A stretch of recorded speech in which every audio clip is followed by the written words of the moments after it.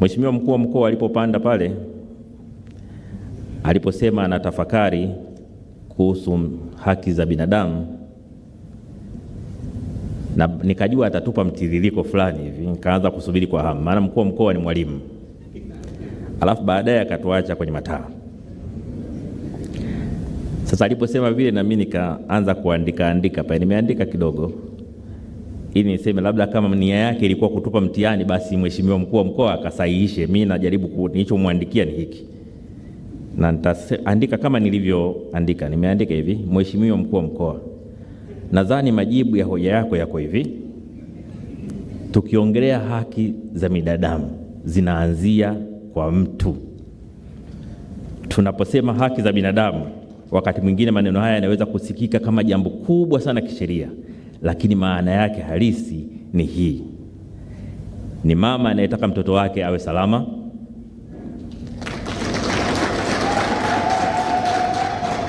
ni baba anayetaka kufanya kazi na kuilisha familia yake kwa heshima, ni kijana anayetaka kusikilizwa, ni mwananchi anayetaka kutoa maoni yake bila hofu, ni mtu anayetuhumiwa ambaye bado anastahili kutendewa kwa mujibu wa sheria,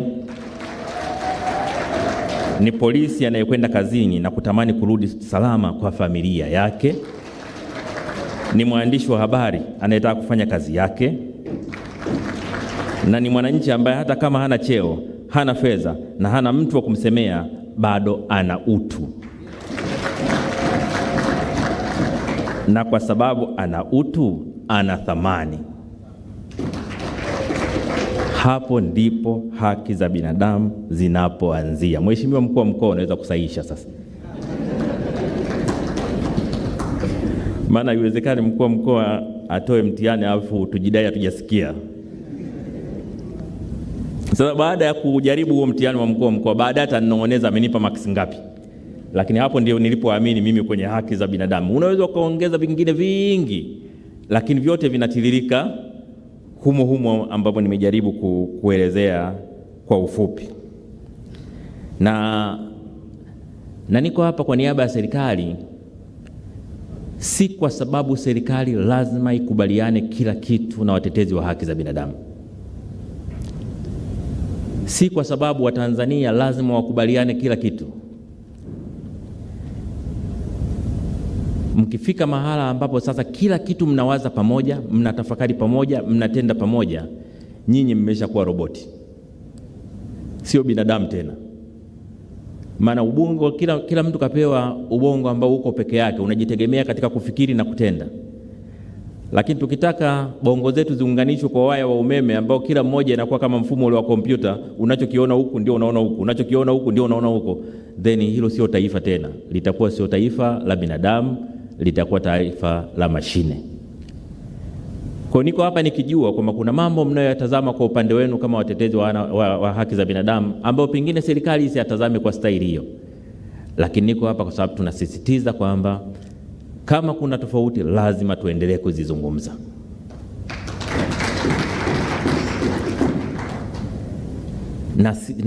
Na tunaweza tukafika mahali kwenye baadhi ya maeneo tusielewane moja kwa moja, lakini si dhambi. Ndio maana watu wengi wanasema kuna muda mnafika mahali mnasema tumekubaliana kutokubaliana. Na waungwana wakisema tumekubaliana kutokubaliana, halafu wanagonga glasi kuonyesha kwamba sio ugomvi kutokubaliana. Katika dira ya 2050 ya Tanzania, moja ya mambo yameelezwa kwa kirefu sana na kwa kina ni kujenga jamii inayozingatia na kujali haki za binadamu. Kati ya sasa na mwaka 2050 tunaongelea utawala bora, tunaongelea ushirikishwaji wa wananchi, na tunaongelea usawa wa kijamii. Katika kuyatekeleza yote haya tunashirikiana na nani? Kwa vyovyote wadau wetu lazima wawe watetezi wa haki za binadamu.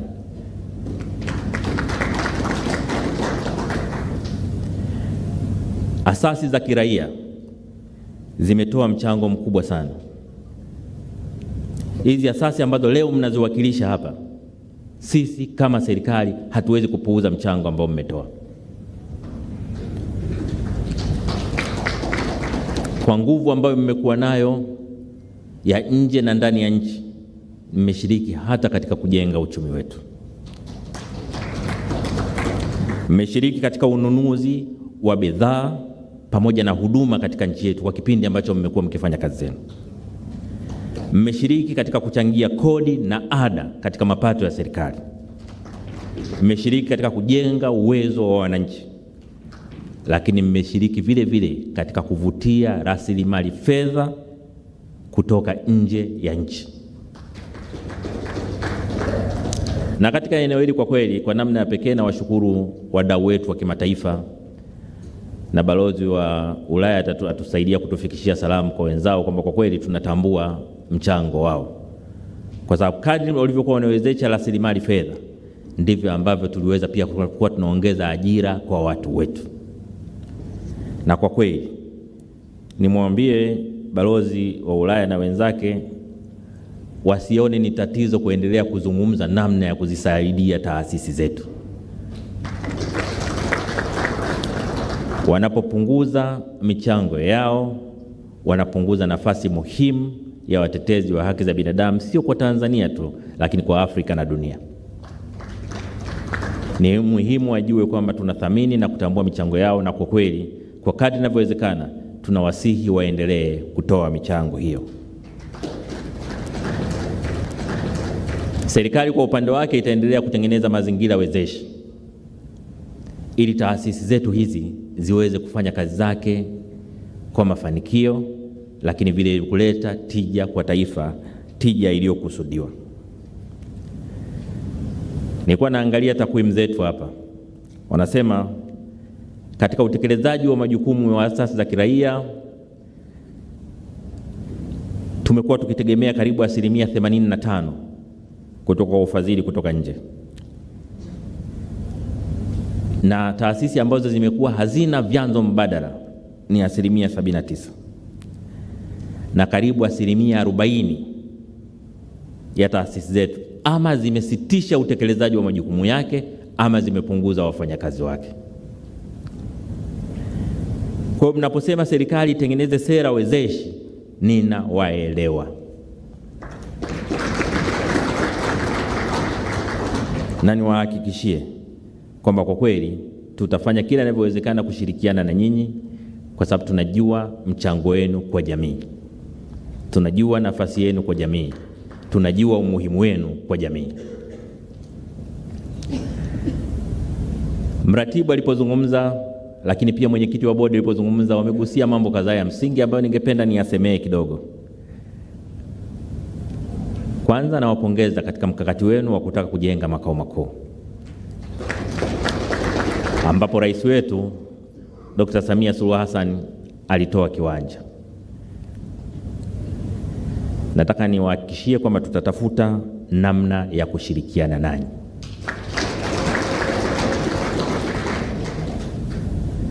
Na mimi nitakapokwenda kumpa mwenyekiti wangu, rais wangu, na taarifa kuhusu mkutano wenu huu, nitapata nafasi ya kumwambia kwa mheshimiwa, nimekwenda, ndugu zetu wa THRDC kwanza wanakushukuru kwa kiwanja ulichotoa. Pili, wamepambana sana, wamefika mpaka milioni 300. Na tatu, wanakusikilizia mheshimiwa rais, utasema nini hapo?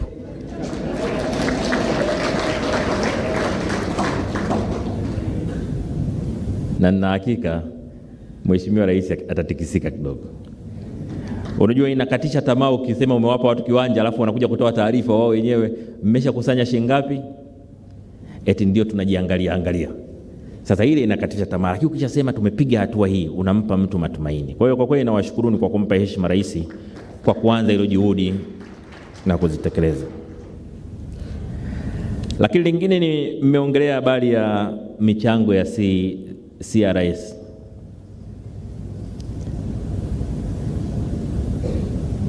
Hizi taasisi zetu, hizi mashirika na makampuni yanayofanya kazi, michango yake katika maendeleo ya jamii. Sasa hili ni la kisera, niseme tu nimelipokea.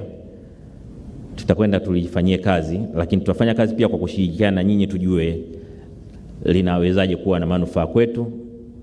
Serikali itaona namna ya kuliweka vizuri, ili kilichokusudiwa katika mfumo huu wa kuchangia maendeleo ya jamii kupitia makampuni na mataasisi kiweze kuwafikia wananchi kwa kadri inavyowezekana, lakini pia kwa mafanikio katika nchi yetu. Lakini pia mmeongelea habari ya mazingira wezeshi ya kodi kwa zaki. Sasa mnakumbuka Mheshimiwa Rais aliunda tume ya kodi ambayo ilimpa taarifa mwezi wa 3 mwaka huu, ambayo ilikuwa inaongea namna bora ya kuboresha mifumo yetu ya kodi katika nchi yetu. Ilifanya tathmini kubwa na kutoa mapendekezo 284. Sasa serikali imeweka mchakato wa kuyasimamia kwa muda mfupi, muda wa kati na muda mrefu. Nataka nitumie nafasi hii kuhakikishieni kwamba wakati serikali itakapokuwa ikifanyia kazi jambo hili, nitamwomba Mheshimiwa Rais kwamba na changamoto ya asasi za kiraia ichomekwe katika michakato hiyo ya mambo hayo matatu. Lakini pia mmeongelea umuhimu wa sera ya ulinzi wa watetezi wa haki za binadamu, na mmesema vizuri kwamba sehemu nyingine duniani zina utaratibu wa kutambua, iko mikataba ya kimataifa ina utaratibu wa kuwatambua watetezi wa haki za binadamu. Mmeeleza ambavyo watetezi wa haki za binadamu wanaishi kwa hofu katika kutekeleza majukumu yao. Nataka nitumie nafasi hii kuhakikishieni kwa mara kwanza,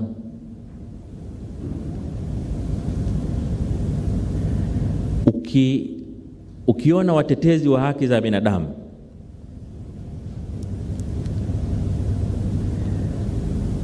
wanajenga hoja ya usalama wao kwanza na kueleza hofu kabla wajaenda kwa wale wanaowatetea, unajua hapa kuna shughuli ya kufanya. Hapa kuna shughuli ya kufanya. Nataka niwahakikishieni kwamba ni jukumu la serikali kusimamia usalama wa maisha ya raia. Huu ni wajibu wa kisheria na kikatiba. Katiba yetu, jukumu la kwanza la msingi la serikali ni usalama wa maisha ya watu na mali zao. Kwa hiyo tutakuwa serikali ya ajabu sana ambayo inashindwa kuridhia mkataba unaowalinda raia zake. Kwa hiyo nitumie nafasi hii kuhakikishieni kwamba hili tunalichukua kwa uzito unaostahili. Na kwa kweli wakati tukiongelea utaratibu huu kuweka kwenye katiba, kwenye sheria, kwenye nini, lakini wakati tukiendelea kwa sheria tulizo nazo, na vitaka vyombo vyetu vya ulinzi na usalama sio tu kusimamia usalama wa watetezi wa haki za binadamu, lakini kuendelea kusimamia usalama wa Watanzania.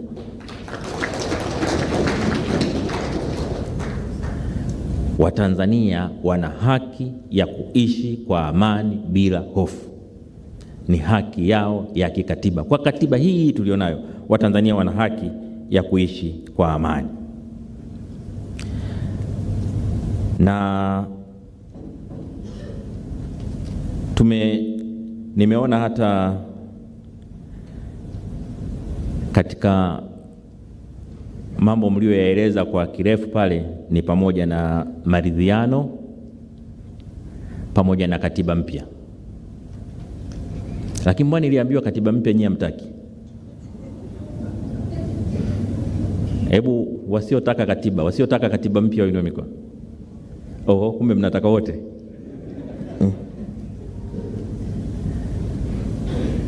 Sasa hebu niseme kidogo kwenye hili la katiba. La kwanza, ni muhimu sana watetezi wa haki za binadamu, asasi za kiraia, vyama vya siasa na Watanzania kujua kwamba sheria kuu ya nchi ni katiba. Sheria kuu ya nchi ni katiba. Majaribio ya kupata katiba mpya yamekuwepo kwa zaidi ya miaka 40. Lakini vuguvugu la kuitafuta katiba mpya limedumu likiwa kubwa tangu mwaka 92 baada ya kuanzishwa vyama vingi. Kwenye serikali ya awamu ya 4 ulianza mjadala wa katiba. Tukaweka na bunge la katiba, tulipiga hatua kidogo, alafu tukaenda tukakwama mahali. Tunaweza tukawa na mambo 40 ya kupigania, lakini katika mkakati wowote lazima uchague jambo kubwa ni lipi.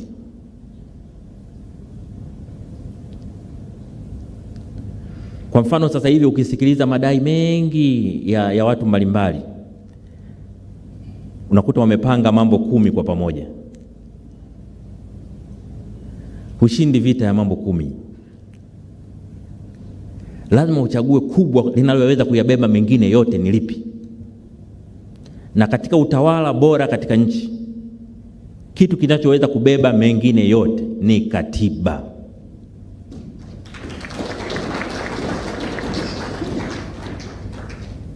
Maana hakuna sheria inayotengua katiba.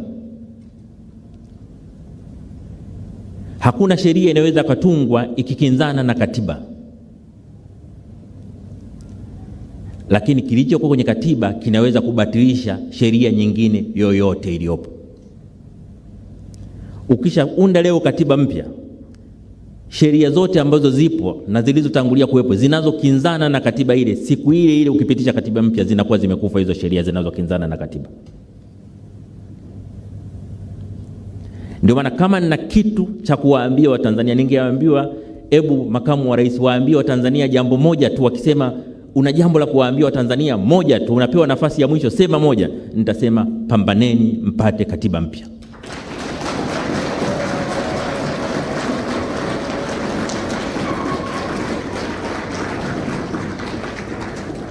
Pambaneni mpate katiba ambayo ina makubaliano ya wadau wote. Katiba yenye mwafaka katika taifa. Katiba itakayotupeleka mbele miaka 50 inayokuja.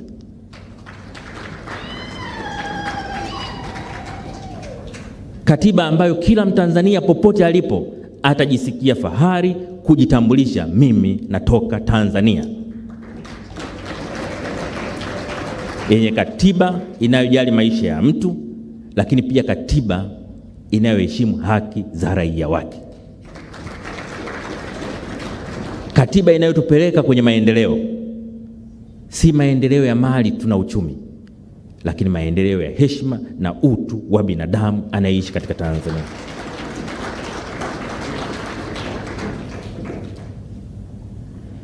Ili uwe na hakika ya kupata katiba mpya, moja ya mambo ambayo ni muhimu sana, mambo ambayo ni muhimu sana ni utashi wa kupata katiba wa rais aliyoko madarakani. Nataka niwaambie bila kuwadanganyeni, kwa mujibu wa katiba yetu, rais anapokaa kwenye kikao cha baraza la mawaziri, baraza la mawaziri haliamui, linashauri. Mawaziri wanapokaa na rais wanamshauri rais, rais ndiye anaamua. Kwa hata ajenda za baraza la mawaziri anayeamua ziingie zitoke ni rais. Akisema hii haitaingia miaka 100, haitaingia. Ndio maana mimi nilipokuwa katibu mkuu wa chama, wakati nasimamia uandishi wa draft ya ilani ya uchaguzi ya CCM, kamati ya ilani ya CCM tuliwapa kazi ya kutafuta maoni nchi nzima kujua watu wanataka nini. Na katika maoni walisema Watanzania wanatamani katiba mpya. Wakaja kuniambia Watanzania wanataka katiba mpya Nikamwambia mwenyekiti wa ile kamati na wenzake, nikamwambia sikilizeni, jambo lenyewe zuri, lakini sasa hivi tayari tuna mgombea wa urais na tunategemea atakuwa rais. Ni vizuri atuhakikishie kwamba atalisimamia hilo, tusiliweke kitu ambacho hakitatekelezwa. Tukakubaliana, na mimi nikaenda kumuona Mheshimiwa Rais wakati ule kama mwenyekiti wangu wa chama, mimi katibu mkuu. Nikamwambia Mheshimiwa Mwenyekiti, kamati imekuja kuniona ya ilani. Inasema moja ya mambo makubwa waliobaini kwa wananchi walipotembea tembea huko, wananchi wanataka katiba mpya. Nimekuja kukuuliza, una utashi, unataka ili jambo liingie kwenye ilani ya CCM? Akanijibu hivi, Katibu Mkuu, Tume ya Haki Jinai niliyoiunda katika moja ya mapendekezo yake nayo ilibaini kwamba Watanzania wanataka katiba mpya, na niliwaahidi kwamba nitalitekeleza. Siwezi kuacha ahadi yangu, liwekeni.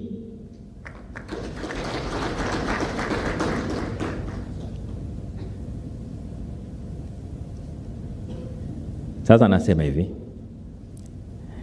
ningekuwa na njia ya kuwaambia Watanzania jambo hili kwa siri bila hata rais kusikia, ningefanya kwamba jamani, rais analitaka, sukumeni.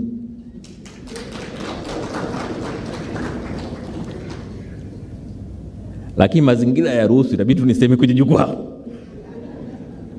kwa jamani, ili Rais Samia analitaka, anataka litekelezwe.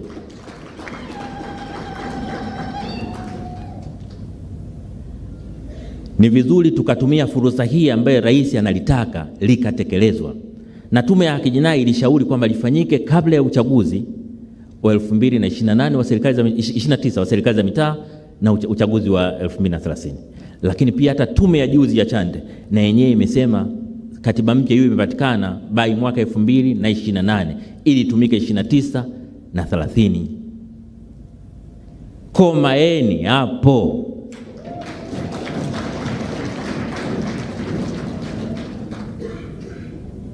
Tusisubiri aje rais ambaye hataki katiba mpya. Katiba iliyoko sasa rais binafsi ataitaka tu kwa sababu inampa nguvu zisizo na maana.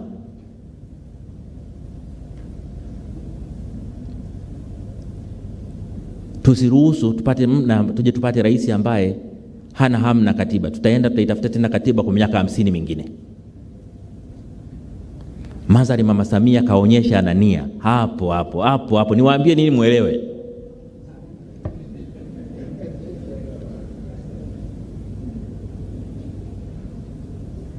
Lakini hata yale mapendekezo ya Tume ya Haki Jinai yako zaidi ya 350 ambayo ameagiza yatekelezwe. Nataka niwaambieni, yapitieni yale mapendekezo. Kama yakitekelezwa, nchi yetu haitabaki ilivyo sasa hivi. Kuna mambo ya ovyo ovyo mengi yanafanyika hapa. Rais kasema tusolve haya mambo, tuyaondoe. Viko vitu vingi vile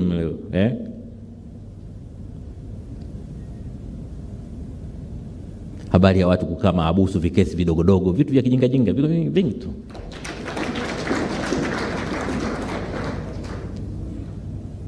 Habari ya watu kukosa dhamana kwenye vikosa vya kijinga, viko vingi tu.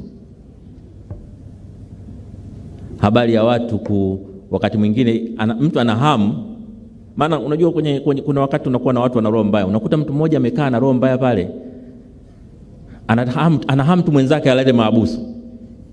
Sasa kwa kuwa ana hamu alale mahabusu, anajua Jumamosi na Jumapili hakuna anayepata dhamana, anakupeleka kituoni saa 9 kasoro hivi siku ya Ijumaa ili tu awe na uhakika utalala siku 2. Sasa tunao watu wa hivyo kwenye nchi. Lakini kule kwenye mapendekezo yale anasema vitu gani vitafanya mtu akae mahabusu? Kesi gani zitafanya mtu akae mahabusu? Uwezi tu kuamka asubuhi unambandika mwenzako kesi alafu hiyo. Sasa mambo haya ndio nasema ile tu tukisema anachohitaji rais kujua ni kwamba watetezi wa haki za binadamu wanaunga mkono maelekezo yake ya mapendekezo ya Tume ya Haki Jinai yatekelezwe. Tukifika hapo tutakuwa na nchi nzuri sana.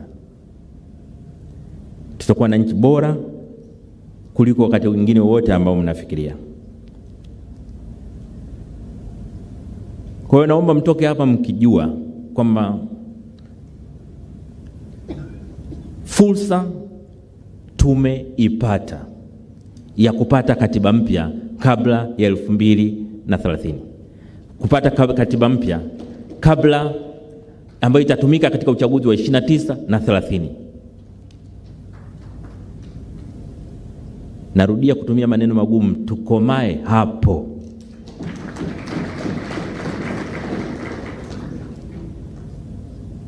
Na naongea na Watanzania wote, naongea na wana CCM, naongea na upinzani, naongea na asasi za kiraia. Nawaambia wana CCM, katiba mpya ni kwa faida ya watoto, wajukuu wenu na vizazi vijavyo. Nawaambia vyama vya upinzani, katiba mpya ni kwa faida yenu, watoto wenu, wajukuu na vizazi vijavyo. Nawaambia asasi za kiraia na watetezi wa haki za binadamu, katiba mpya ni kwa faida ya watoto wenu, wajukuu na vizazi vijavyo. Katiba mpya ni kwa faida ya nchi yetu. Tupigane wote kupata katiba mpya.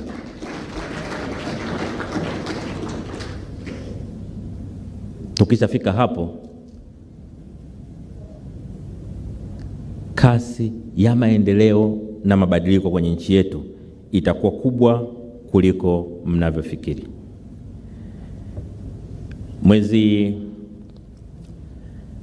Mwezi Mei, wakati rais anaapisha majaji,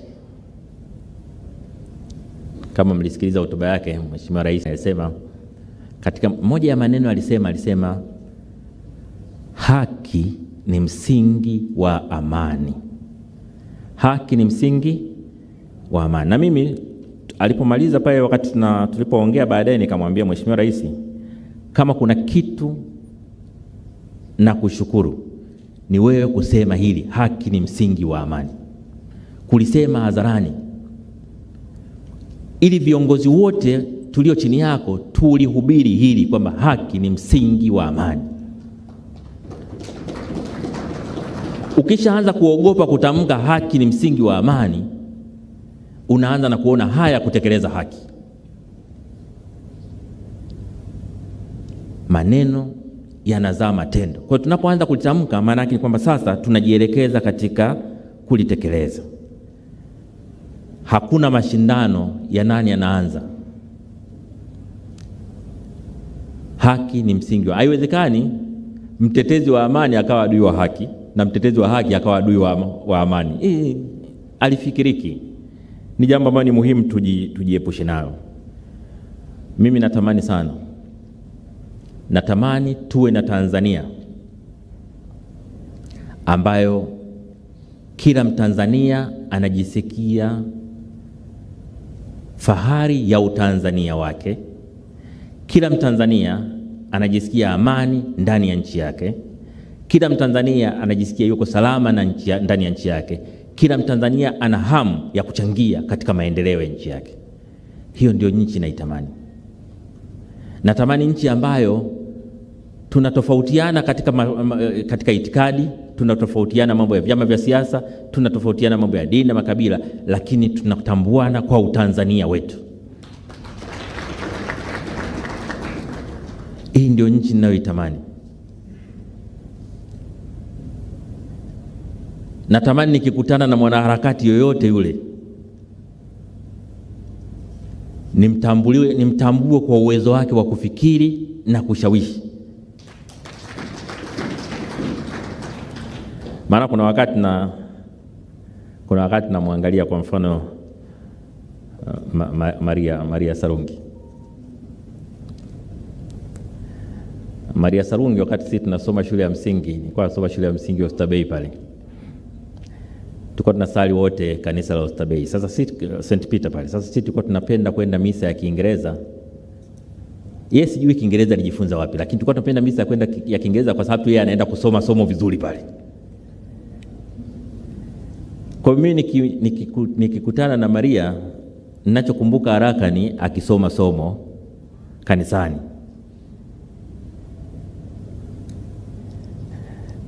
Na wakati ule kwa jinsi alivyokuwa akisoma vizuri, mimi nilikuwa shule ya msingi wakati ule, nilipojua mama yake ni mzungu nikaanza na mimi nitaoa mzungu ili watoto wangu wao wanasoma kama yule.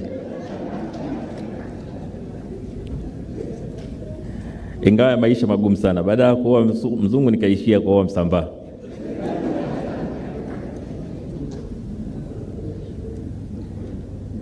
Lakini nachotaka kusema ni kwamba natamani nikiwa mimi mtu ananiona pale nimekaa na Maria Sarungi aseme wanaongea mambo ya nchi yao, wanaongea mambo na wako na amani, hamna uhasama, hakuna uadui. Hiyo ndio aina ya taifa ambalo natamani tulijenge.